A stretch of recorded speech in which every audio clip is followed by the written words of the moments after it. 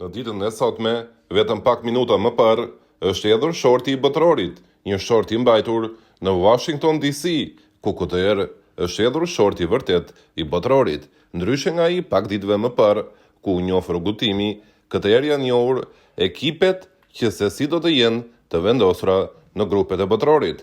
Kombëtarët e ardhura nga rruga e play-offit evropianit kanë qenë në fazën e fundit, në pot 4, pra pak ditë më parë, ne kemi mësuar mënyrën se si do të shkojnë këto ekipe drejt fazës së fundit të botrorit, ku Shqipëria duhet të ndeshet me Polonin dhe më pas me fituesin e Ukrainës, Suedi. Nëse Shqipëria do të arrijë të fitojë këto ndeshje, atëherë do të shkojë në grupin e botrorit dhe tashmë i kemi njohur edhe ekipet pjesëmarrëse aty.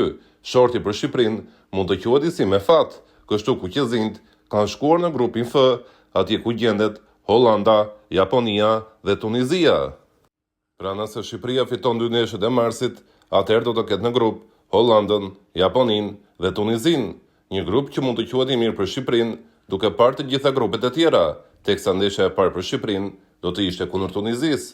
Japonia është padyshim një ekip shumë i fortë, që ka në përbërje lojtarë që janë pjesë e ligave më të mira në Europë dhe jasaj, por që karakterizohet nga një lojë shumë e shpejtë dhe që ka lënë gjithmonë gjurmë në botror. Ndërkohë nga vazo e parë është kapur Hollanda, një ekip i Europës, pra në pamje të parë, Tunizia mund të lihet shumë lehtë pas vetes, ndërsa lufta mund të jetë për vendin e dytë që do të shkonte me Japoninë. Megjithatë, siç e përmendëm, për të mbritur deri këtu ka ende punë, pasi në fillim duhet që të fitojmë kundër Polonisë dhe fituesit të çiftit Ukrainë-Suedi. Nga ana tjetër, edhe Kosova ka njohur kundërshtarët e saj në grup. Kosova duhet të bëjë punën e saj, ashtu si edhe Shqipëria në ndeshjet e marsit, ku në fillim ka si kundërshtar Slovakinë dhe më pas me shumë gjasa Turqinë. Kosova ka shkuar në grupin D, atje ku ndodhet Amerika Pritse, Paraguay dhe Australia. Një grup paksa më i fortë për Kosovën, por ashtu si edhe Shqipëria mund të quhet edhe pak me fat. Paraguay është padyshim një kundërshtar shumë i fortë, po ashtu si edhe vendi pritës Amerika, që është në drejtimin e Pochettinos, i cili kërkon të marrë sa më shumë sukses dhe i ka lojtarët për ta bërë një gjë të tillë. Ndërkohë Australia është më pak e kuotuar, por që mbetet edhe ajo me forcën e saj shqetësuese aty. Megjithatë, ajo që është më rëndësi është që Shqipëria dhe Kosova të mbërrinë deri në fazën e fundit për të luajtur me këto skuadra.